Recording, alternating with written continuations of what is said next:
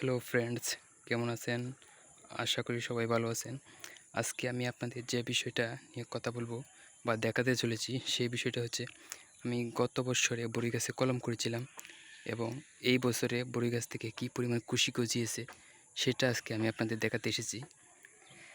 আমার চ্যানেলে গত বছরে কীভাবে কলম করেছিলাম এবং কলমের কী অবস্থা হয়েছিল সেটা অবশ্যই আমি আপনাদের দেখিয়েছিলাম।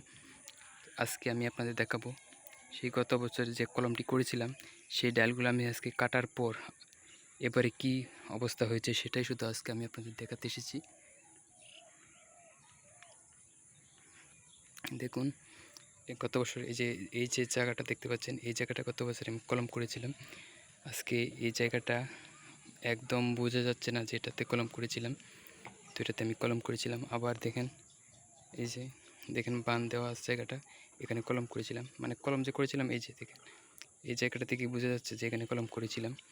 আজকে দেখেন আমার ডালটা মোটা হয়ে গিয়েছিল, যার ফলে আমি এই ডালটা কেটে দিয়েছি এবং কাটার পরে আপেল কুলের কী পরিমাণ কুশি গজিয়েছে সেটা অবশ্যই আপনারা দেখতে পাচ্ছেন। আশা করি যদি আমি বাড়িতে থাকি এই বছর, তাহলে আমার বড়ি গাছে আপেল বড়ি কী পরিমাণ এসেছে সেটা অবশ্যই আমার চ্যানেলে দেখতে পারবেন।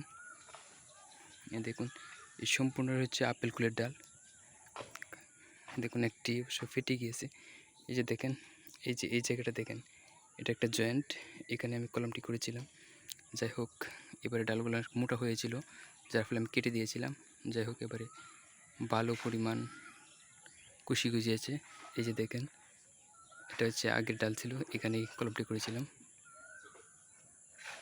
আচ্ছা, যাই হোক, তো আপনারা দেখলেন আজকে